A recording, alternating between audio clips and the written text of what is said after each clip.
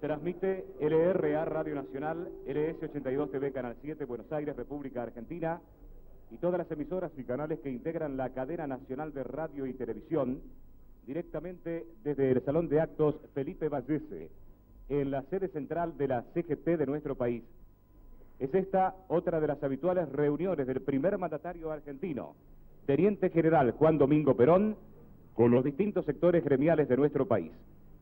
En esta oportunidad con los dirigentes de 118 gremios confederados de la República Argentina. Acompañan en el estrado del Salón de Actos al presidente Perón, su excelencia el señor ministro de Trabajo, don Ricardo Otero.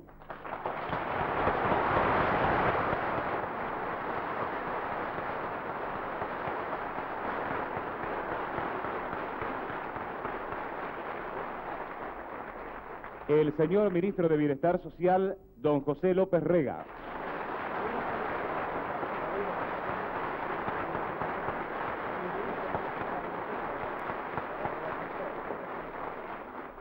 El secretario general de la CGT, señor Adelino Romero.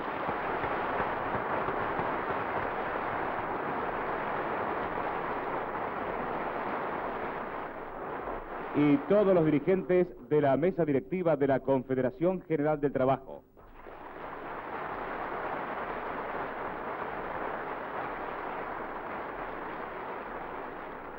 A continuación se podrá escuchar el mensaje del excelentísimo señor presidente de la República Argentina, Teniente General Juan Domingo Perón.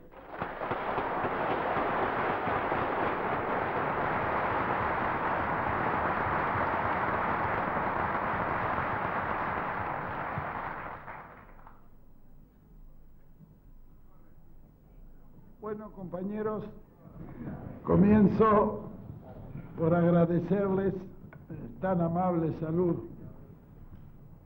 Y hoy, siguiendo el orden de las disertaciones que vengo realizando los jueves en la CGT, voy a tratar un tema que es de actualidad y que creo necesario aclarar desde el gobierno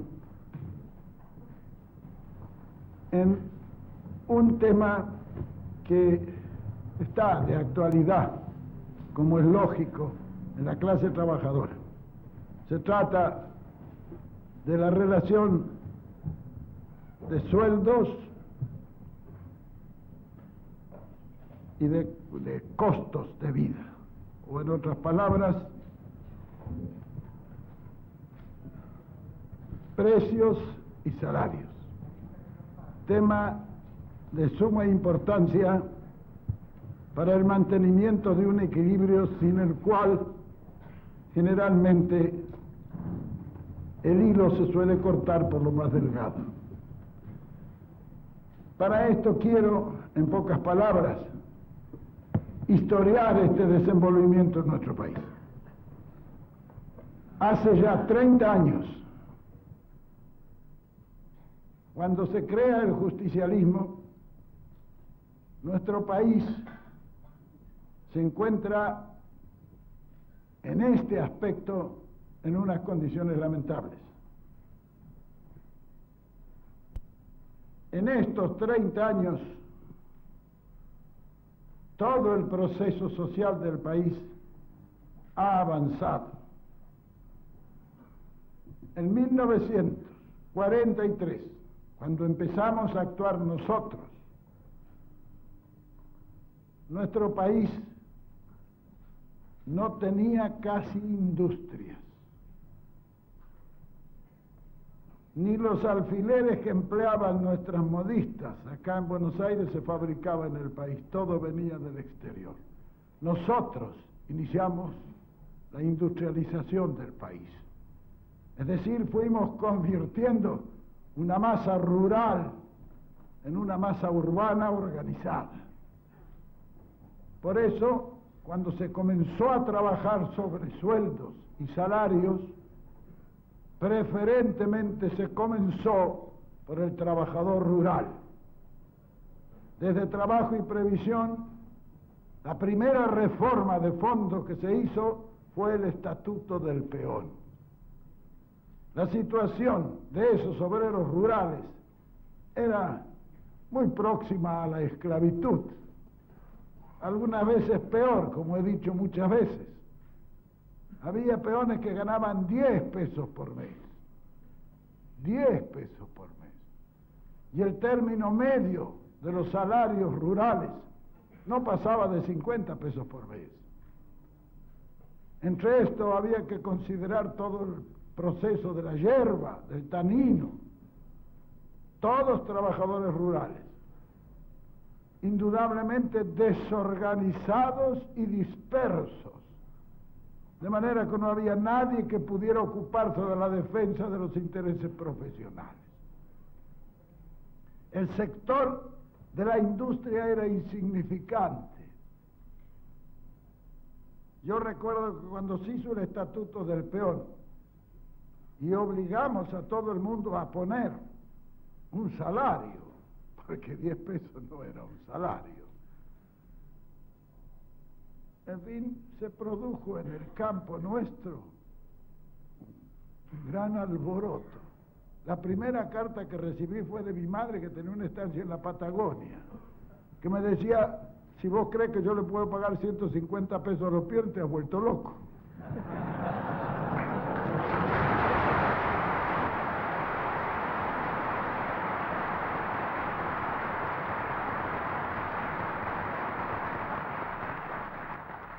Naturalmente que yo le contesté a renglón seguido.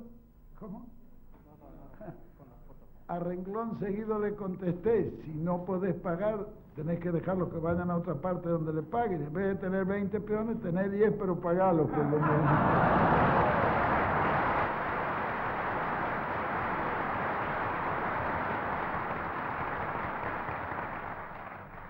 Y lo pagó, y estuvo conforme, y tomó todas las medidas.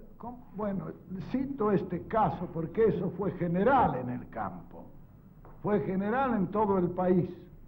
Es decir, que por primera vez el trabajador rural llegó a entrar en una categoría de trabajador y no de bestia de trabajo o de esclavo. Desde entonces hasta ahora han pasado 30 años. Y nosotros, ese país que recibimos en el 46, sin industrias, lo dejamos cuando en 1955 debimos abandonar el gobierno por la presión del levantamiento militar. Lo dejamos fabricando ya toda la industria mediana en una línea completa y exportando ya manufactura. Fabricando máquinas diésel eléctricas con lo que reemplazamos los ferrocarriles, camiones, automóviles, tractores y toda la línea ya iniciando de la industria mediana. Todo ese proceso fue acompañado precisamente por las medidas sociales que desde Trabajo y Previsión se fueron realizando. Para hacer un guiso de liebre, lo primero que hay que tener es la liebre. Por eso nosotros pensamos que el paso inicial era el de poder consolidar una organización de los trabajadores rurales y de los trabajadores urbanos. Esto es fácil hacerlo en los trabajadores urbanos y es difícil en los rurales porque están tan dispersos y sometidos a tantas influencias raras de las fuerzas patronales, de la costumbre, de un montón de cosas que para realizarlo se necesita que pase tiempo. Sin embargo, fuimos dando pasos importantes para la organización. Fue entonces cuando pudimos pensar en organizar los elementos necesarios para poder establecer un equilibrio perfecto entre el costo de la vida y los salarios que se pagaban. Comenzamos por formar lo que llamamos el Instituto de la Remuneración, que funcionó en Trabajo y Previsión. y que estudió localmente, como también desde un punto de vista general, los salarios con relación al costo de la vida. Y nos dio un índice para poder establecer lo que nosotros llamamos entonces el salario vital móvil, es decir, una base debajo de la cual no podía estar ningún trabajador porque estaba sumergido, es decir, porque no ganaba lo necesario para hacer frente a un costo de la vida. Ese fue el punto de partida, ya en 1948-49, desde Trabajo y Previsión. Fue así que se fue estableciendo paulatinamente ese equilibrio. Equilibrio que se refleja perfectamente bien en los porcentuales, en la distribución de la renta y en la distribución de los beneficios. En 1955, la proporción establecida y consolidada en un país con muy débil inflación, casi sin inflación, era el 47,7% de los beneficios iban al trabajo y el 52,3% iba para los patrones, para las empresas. Eso en ese entonces resultó justo porque el poder adquisitivo de la masa había aumentado extraordinariamente, merced a que congelados los precios no habíamos permitido que la inflación anulara todo beneficio. Yo recuerdo que en el 54, una de las últimas reuniones que hice yo en la presidencia, donde concurrieron todos los secretarios generales de los gremios argentinos, yo les pregunté en este aspecto si estaban conformes, si estaban satisfechos. Y unánimemente me dijeron, no queremos aumento de sueldo, lo que queremos es que no aumenten tampoco los precios. Y efectivamente,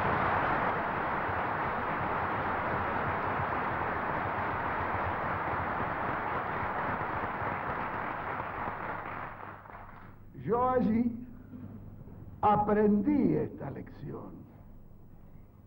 Fue cuando nosotros establecimos ya, a mediados de la tercera o en la segunda mitad del primer gobierno justicialista, establecimos los convenios colectivos de trabajo sobre esta base, sobre un salario vital móvil, regulado por el Instituto de la Remuneración, porque en unas zonas es posible aumentarlos, en otras zonas no. Las zonas no son todas iguales. Hay una general, sí, pero sobre esa general hay particularidades, porque muchas veces nos ocurrió que los convenios colectivos de trabajo establecieron precios generales y algunas fábricas no las podían pagar. Entonces era peor que cerraran, porque quedaba una cantidad de gente sin trabajo. Entonces a esos convenios colectivos de trabajo respondían las fábricas directamente acordando con sus obreros y decían nosotros no podemos pagar cuánto y se pagaba el máximo que se podía pagar, es decir, una colaboración. El trabajador, es decir, aceptaba un menor salario, no muy grande, pero por lo menos un menor salario por acuerdo con la fábrica, porque claro que para él era peor que cerrar. Bien, todo eso llevó a un perfeccionamiento que después de la caída del gobierno justicialista, como las demás cosas, se vino todo abajo, porque eso se fue destruyendo de una manera o de otra y volvimos a muchas cosas que los argentinos creíamos ya totalmente superadas para nuestro futuro. Al hacerme cargo nuevamente del gobierno, es decir, cuando ya calculamos que eso era una cosa posible, comenzamos a estudiar este problema y nos dimos cuenta que en la situación creada era indispensable que estableciéramos un modus operandi, una manera de actuar que permitiera crear valores, no destruirlos. Y para crear valores, lo mejor es acordar, ponerse de acuerdo.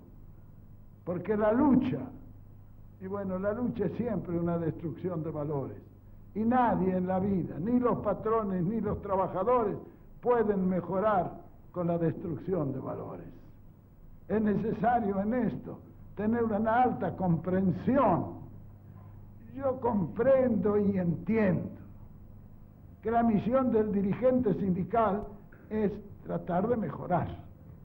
Eso es una cosa que es consustancial con su propia existencia. Él debe luchar por mejorar, porque si él no lucha como los otros luchan, siempre va en la pérdida. Es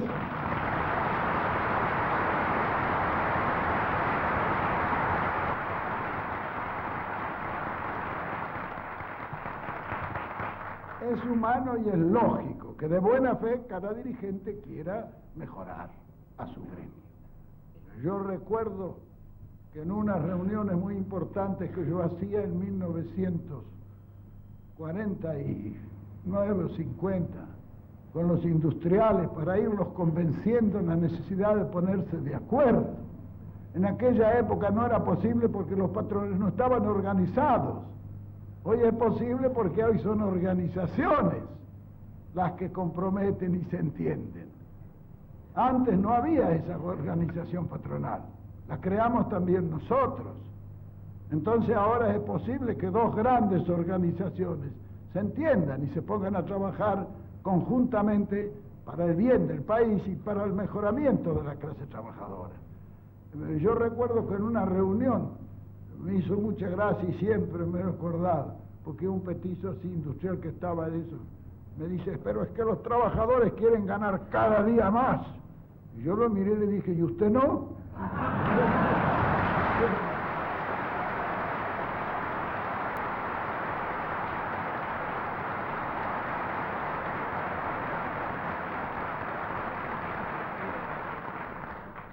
El que cada uno quiera ganar siempre un poco más es mejor, es mejor. Ahora, lo inteligente y lo lógico es estudiar las formas en que se puede llegar a realizar eso sin perjuicio de nadie. Porque mejorar un lado perjudicando al otro no puede ser permanente. La estabilidad viene por un equilibrio y el equilibrio viene por un arreglo que a las dos partes les satisfaga. Quizás no todo lo que se ambiciona, pero sí todo lo que se necesita, que eso es lo importante. Es decir, ese equilibrio es lo difícil de establecer. Y que la ruptura de ese equilibrio es el que trae los grandes, las grandes perturbaciones, que no son sino la destrucción de valores. Esto es lo que en buena fe uno acepta y comprende. Naturalmente que hay algunos otros factores que ya no son de tan buena fe. Hay algunos que quieren Lola por Lola, nada más. De manera que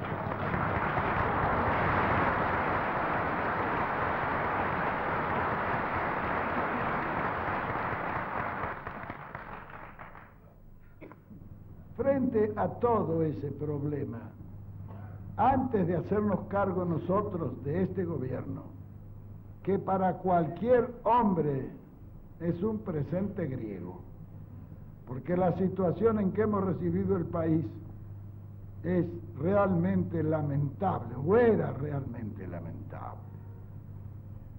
Un país que tiene obligaciones con el exterior por 7.000 millones de dólares. Multipliquémoslo por 1.000 y vamos a tener una idea de lo que es esa deuda. Ahora, A esa deuda corresponde una deuda interna, eso es con nuestros hermanitos del norte.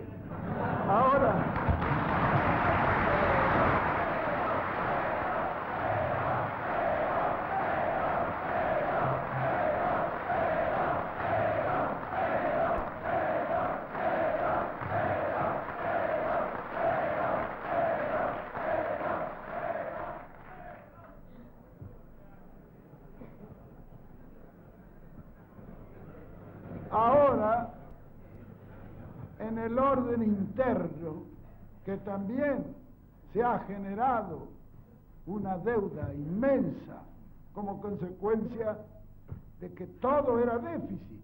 Ya se calculaba el presupuesto con 30.000 millones de déficit, como quien se toma una pastilla, sin que a nadie le produjera la mayor extrañeza. Pero es que eso después hay que pagarlo, esos 30.000 millones. Así nosotros nos encontramos con una deuda interna por déficit de toda naturaleza, de 3 billones, es decir, 3 millones de millones. Ya una cosa que es de loco, ya no se puede leer con tantos ceros.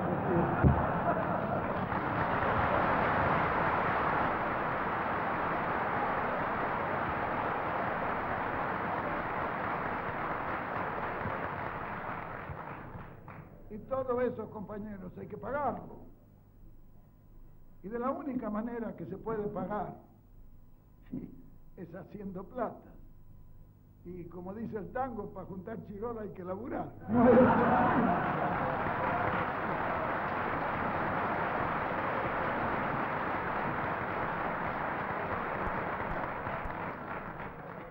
Entonces, de lo que se ha tratado es precisamente de eso. Organizar el trabajo y realizarlo dentro de las posibilidades, sin que todo eso negativo gravite en mantenernos estáticos. No, el país es como un negocio, un gran negocio. Es un negocio individual amplificado, eso es el país. Y en los negocios, bueno, cuando se hacen buenos negocios, se enriquecen. Cuando se hacen malos negocios, se funden.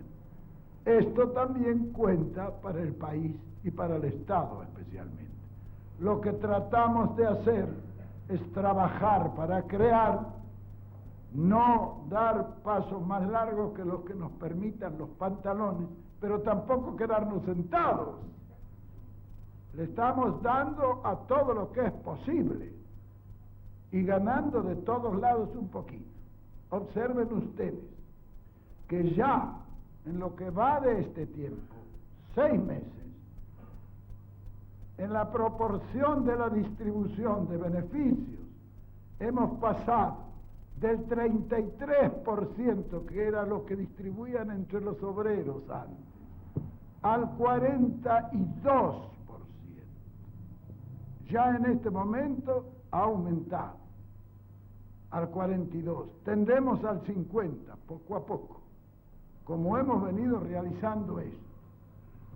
Nuestra moneda, que antes estaba totalmente desvalorizada, ha mejorado en estos 180 días el 40% de su poder adquisitivo. Es decir, antes un dólar costaba $1.450 cuando yo llegué acá. Y en este momento cuesta 960, 970. Y lo iremos bajando más. Es decir, que en pesos ley, un dólar cuesta 9 pesos 80. De manera...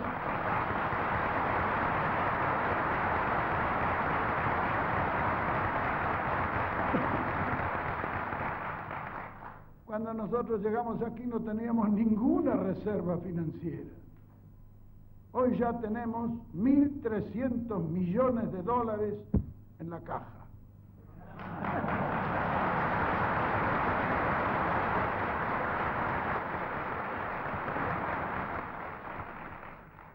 Compañeros, todo esto va conformando, pero ya tenemos y yo les voy a entregar a todos ustedes, cada uno de ustedes tendrá un plan quinquenal, un plan trienal. En ese plan trienal ustedes verán cómo estamos, cómo vamos a estar en 1977 y cómo haremos para llegar a eso, con números y cifras. Y lo iremos realizando con la misma tranquilidad con que hemos venido trabajando, sin jorobar a nadie, tratando de ayudar a todo el mundo y no complicándole la vida a ningún argentino. Que eso es lo que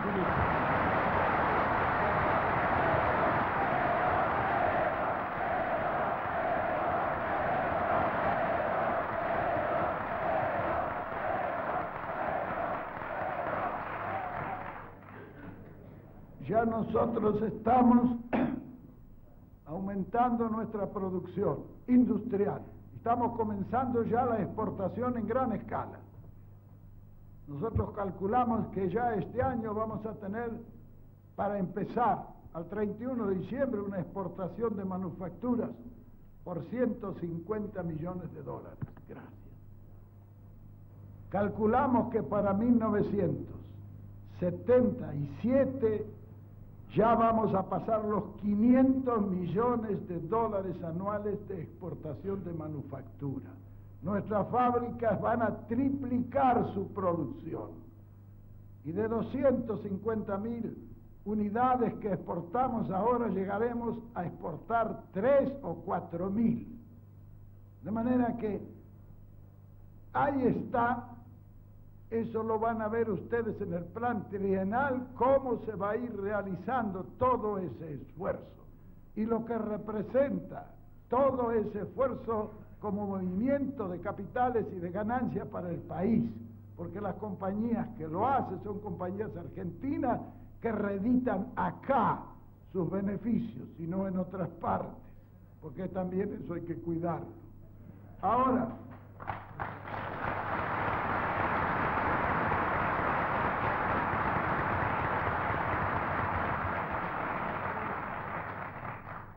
en este momento, todo el movimiento de esa naturaleza no pasa de 2.500 millones de dólares.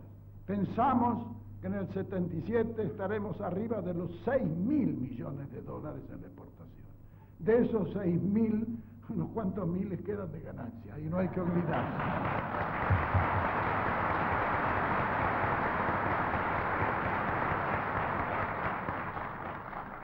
Y de esa ganancia, el gobierno se ocupará de que sea distribuida con justicia entre todos los que la producen, sin colateralismo y sin ninguna ficción. 50-50, como dice, mitad y mitad.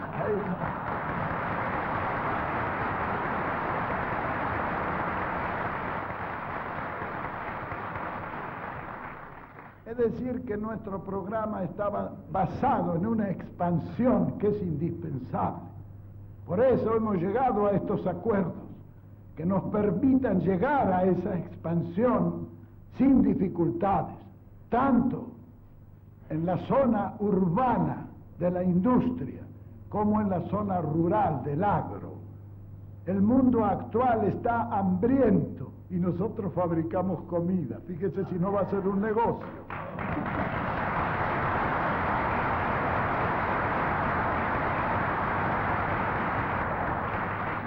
Pensamos hasta el año 1977 triplicar por lo menos la actual producción agropecuaria. En este sentido, tenemos también que tener el concepto de lo que está pasando en el mundo, en la industrialización y en su aspecto tecnológico. No debemos cometer el error que han cometido los anteriores. Hay que experimentar en cuero ajeno, porque la experiencia en cuero propio suele ser el maestro de los tontos. En esto,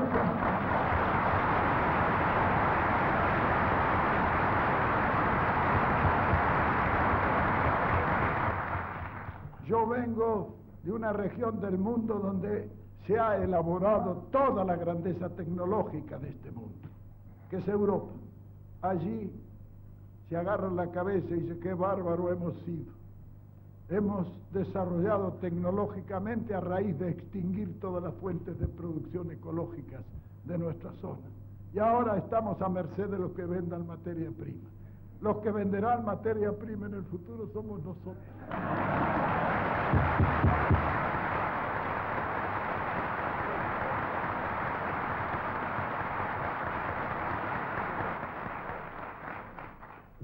De manera que imagínense en un mundo sin proteínas. El hombre no puede vivir más de una semana sin proteínas. Si le suprimen totalmente, se muere en una semana un hombre sin proteínas. Y el mundo está sin proteínas. Por eso se ven esos chicos barrigones y esa pobre gente escuálida en todas partes. Falta de proteínas. Nosotros tenemos actualmente 50 millones de vacas. Tenemos que tener 150 o 200 millones de vacas, porque el mundo hambriento nos va a pedir proteínas y nosotros debemos estar en condiciones de dar esa proteína. Tenemos que, al agro, igual que a la industria, así como en vez de producir una fábrica 100.000 automóviles anuales debe producir 1.000.000, este señor que trabaja en el campo no puede tener su campo para tener unas cuantas vaquitas, no. Ahora debe tener todas las vacas que el campo permita. Y si no, pagar un impuesto por tener campo desocupado.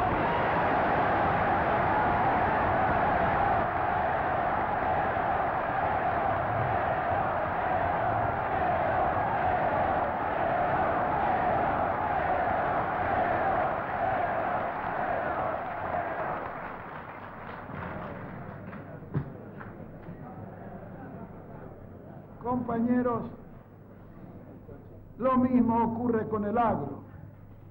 El mundo está deseoso de recibir cereales, sino que aquí se ha estado produciendo en una medida insignificante. Nosotros, cuando elaboramos los planes quinquenales, de los cuales solamente pudimos cumplir 1,5, y teníamos 5 planes quinquenales ya elaborados, calculamos que a esta altura estaríamos en el 4º plan quinquenal. Y en ese 4º plan quinquenal, la producción del agro debía haber aumentado por lo menos 5 veces, porque en cada plan quinquenal debía duplicarse. Claro, destruyeron los planes quinquenales, pararon todos y seguimos siendo una rémora. Aquí estamos muy cómodos y sentados, pero el país no va adelante. Y la misión del que gobierna un país es muy simple, es sumamente simple.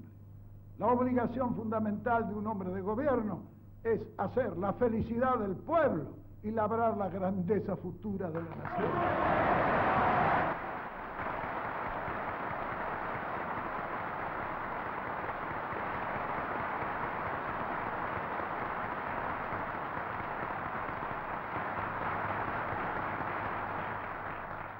Cuando se cumplen esos 2 aspectos del gobierno, lo demás es todo secundario.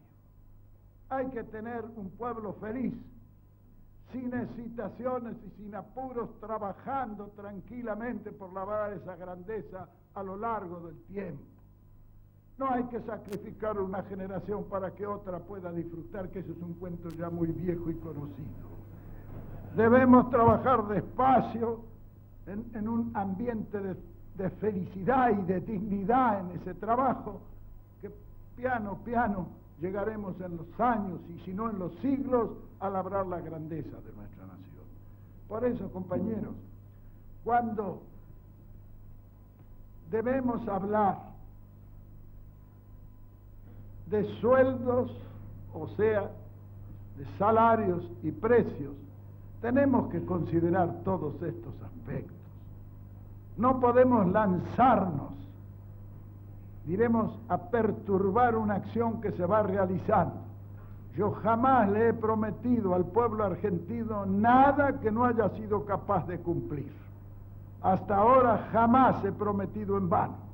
Y yo prometo acá bajo mi palabra de que nosotros en este plan trienal que iniciamos vamos a poner a punto toda una situación nacional, donde tanto la felicidad del pueblo como la grandeza de la nación se vayan realizando paulatinamente.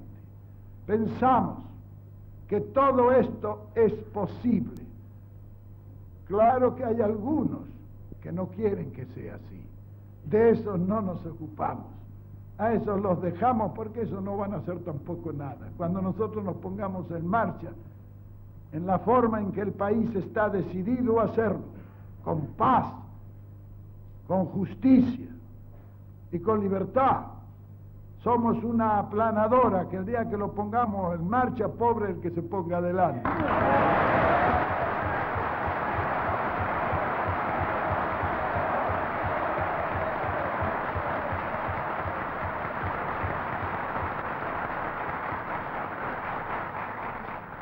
Los trabajadores argentinos tienen mi palabra en ese sentido.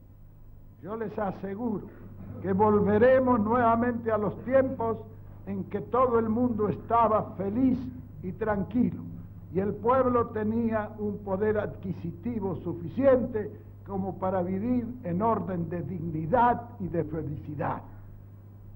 Cuando nosotros podamos multiplicar nuestro negocio, nuestro gran negocio del país, y cuando nosotros podamos distribuir justamente el producto de esa multiplicación, el poder adquisitivo de la masa popular será tan extraordinaria que el consumo pegará un empujón para arriba. Eso mejorará el comercio pedirá a la industria, se multiplicará la industria, eso a la producción, y ese ciclo económico que siempre está formado por esos 4 factores: producción, transformación o industria, circulación o comercio y consumo. El consumo es un factor de riqueza. Yo pregunto siempre qué le pasaría a países ricos como Alemania, por ejemplo, en este momento, si bajara su consumo. O Estados Unidos, si le bajara el 20% del consumo a Estados Unidos, ¿qué le pasaría? Es el crack de su economía. El consumo es un factor de riqueza, no como algunos idiotas creen que para hacerse rico hay que ahorrar. Nadie se ha hecho rico ahorrando.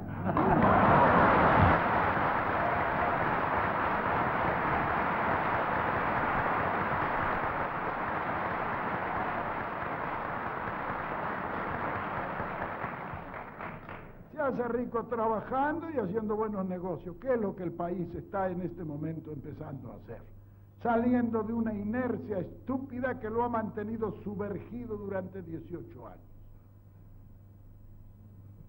En este sentido, como digo, los trabajadores tienen mi palabra y estén tranquilos que yo sé cumplir mi palabra, y les prometo que volveremos a ese poder adquisitivo extraordinario que el pueblo tenía en 1955, donde a nadie le faltaban 100 pesos en el bolsillo, y eran 100 pesos aquellos. De manera que todo este proceso está en marcha. No hay que, tener inquietudes en este sentido, porque nosotros tenemos la responsabilidad y afortunadamente sabemos cumplir y cubrir nuestra responsabilidad. Dentro de pocos días se debe anunciar el plan, y cada dirigente recibirá un ejemplar del plan donde lo podrá estudiar y meditar, porque queremos que este plan no sea conocido solo por nosotros que lo hacemos. Este debe ser conocido por todos los que lo tienen que ejecutar, y los que lo tienen que ejecutar preferentemente es el pueblo, y a ese pueblo hay que decirle a cada uno: su misión es esta.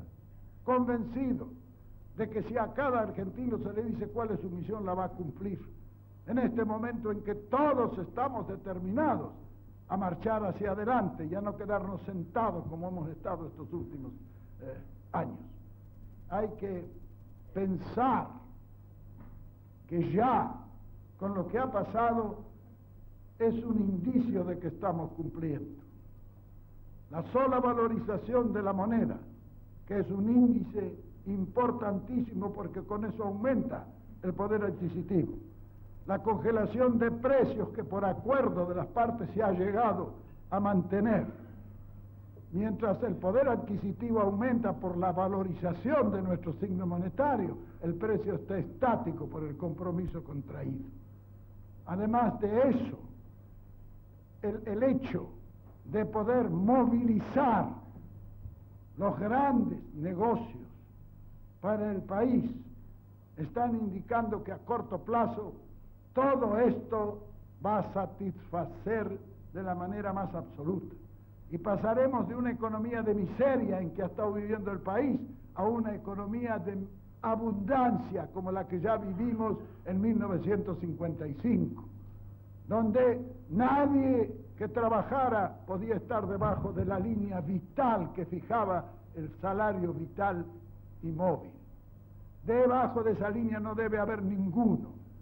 Arriba de esa línea todos, en la concurrencia y en su capacidad y en su esfuerzo, que es el que premia a los hombres con toda justicia. Eso, arriba de la línea de la vida, donde aún el más incapaz debe de estar, los capaces se van clasificando y mejorando y ganando en relación a su capacidad y a su esfuerzo. Eso es lo justo. En una comunidad organizada, cuando se llega a ese acuerdo y se marcha por esa senda, no debe haber preocupaciones ni excitaciones de ninguna naturaleza, porque en lo económico nadie hace milagros. El mismo Cristo sabemos que él curó, pero arreglar la economía nunca se puso él en eso.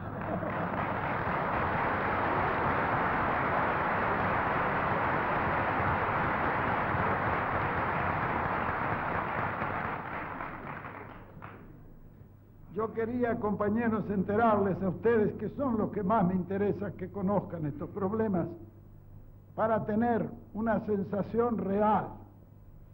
Se habla de paritarias y de todas esas cosas, la necesidad de hacerlas. Bueno, yo aquí podría decir como Fidel Castro, como Fidel Pinto, lo inventé yo.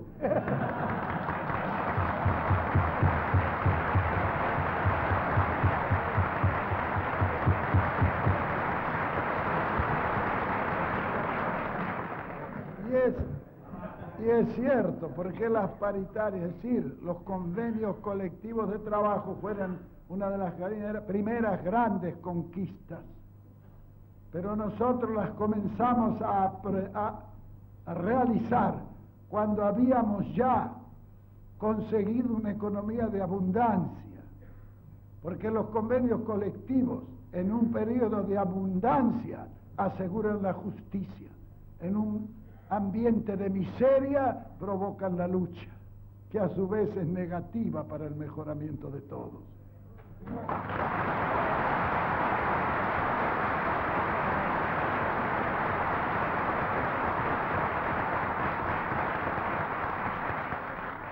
Por otra parte, compañeros, cuando hemos puesto a la Confederación General del Trabajo, que debe de ser una garantía para todos los trabajadores, porque conozco los dirigentes, no de ahora, de hace 30 años que los vengo conociendo, si sabré yo quiénes son los dirigentes. Ahora, imagínense, tengo la confianza más absoluta en la honradez, en la honestidad y en la capacidad de esos dirigentes. La CGT puede estar segura y tranquila con los dirigentes que tengan, aunque algunos tontos digan que son burócratas.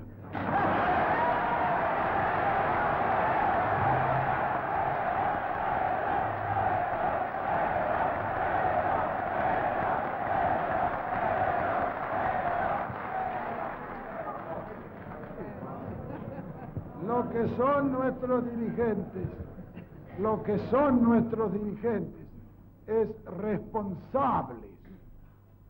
Son hombres que saben su oficio y lo conocen perfectamente bien y no juegan a aventuras estúpidas que saben que no conducen a nada. Son hombres serios y responsables, que es lo que se necesita tener como dirigente, en todos los órdenes, ya sean políticos o ya sean sindicales. Por eso digo, los convenios colectivos, bueno, si todo el proceso que estamos viviendo ha sido a base de un convenio colectivo de trabajo, de una paritaria como le llaman ahora, no se ha reunido la Confederación General del Trabajo y la Confederación General Económica y han realizado un convenio colectivo de trabajo en el más alto nivel. Bueno, eso hay que darle tiempo para que ningún convenio colectivo puede a priori, diremos, calificarse, porque no se sabe el resultado. Tenemos que esperar el tiempo suficiente para que eso dé su beneficio. Hace apenas 6 meses que hemos hecho el gran convenio colectivo, en el que ha estado el Estado y las confederaciones patronales y de trabajadores. Lo hemos ampliado después al agro, es decir, que todos los trabajadores urbanos y rurales, por medio de sus verdaderos representantes y sus calificados representantes, que son los dirigentes, han negociado un acuerdo que debe tener su plazo, no 6 meses. Nosotros habíamos establecido en todos los convenios colectivos 2 años, y en 1955 ya estuvimos por extenderlo a 3, para asegurar un equilibrio estable a la organización tanto patronal como sindical, que le permita al patrón hacer sus planes, porque ellos tienen que hacer sus planes en las fábricas, en las industrias y en todas partes. Y en 6 meses no hay un plan que se pueda concebir y realizar. Hay que dar un espacio de tiempo. Por otra parte, como les digo yo, en eso me hago responsable de lo que digo.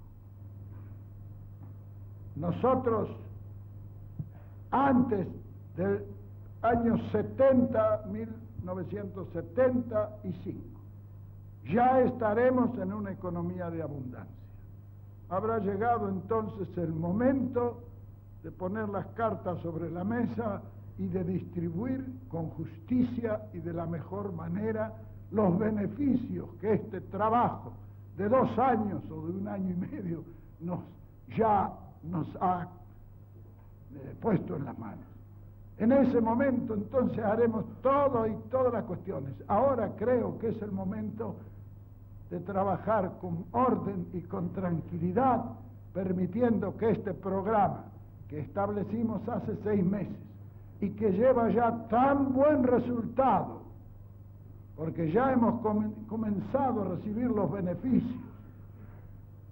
Hay que darse cuenta que hacer una reserva financiera de 1.300 millones de dólares cuando se deben 7.000 no es moco de pavo.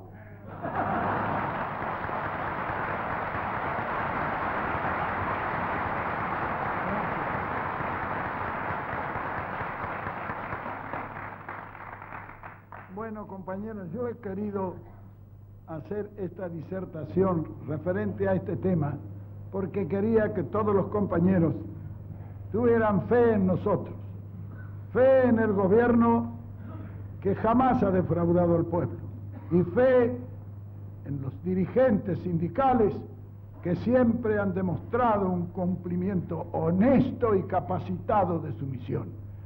Si ellos marchan adelante con la bandera que nosotros hemos enarbolado, yo les aseguro que nadie tendrá por qué arrepentirse.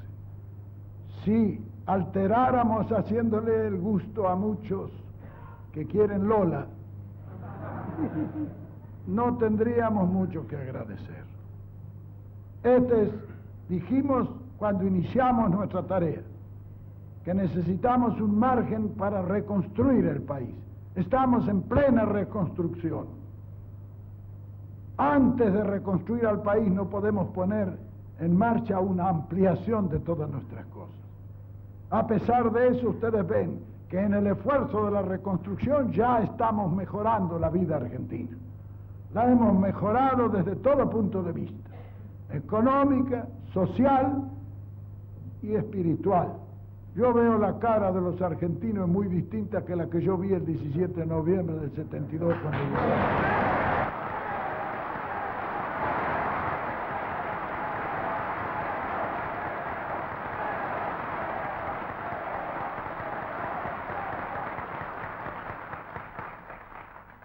Bueno, compañeros, creo haber desarrollado este tema con toda la amplitud que merece la consideración de un asunto tan importante. Pero quiero finalmente cerrar esta conversación asegurándole a los trabajadores argentinos que estamos, tanto el gobierno como los dirigentes sindicales, firmes en la observación. Nada que sea injusto podrá producirse en el futuro en la distribución de los bienes que permita asegurar un perfecto equilibrio en una economía de abundancia, donde cada argentino en un país realizado pueda también realizar su propio destino. Muchas gracias por todo y hasta la próxima.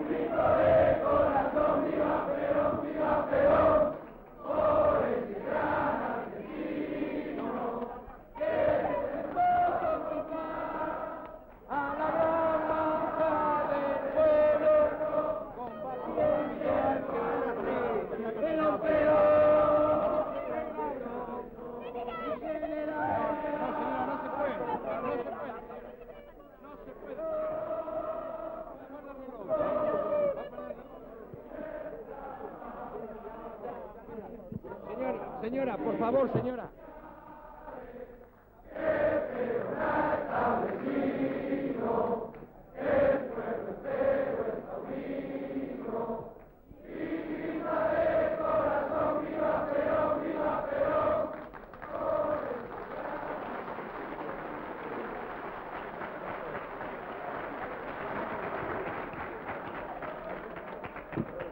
Se acaba de escuchar la palabra del excelentísimo señor presidente de la Nación Argentina, Teniente General Juan Domingo Perón, quien lo hizo en otra de sus habituales reuniones con los dirigentes sindicales, en esta oportunidad los que representan a 118 gremios confederados de todo el país.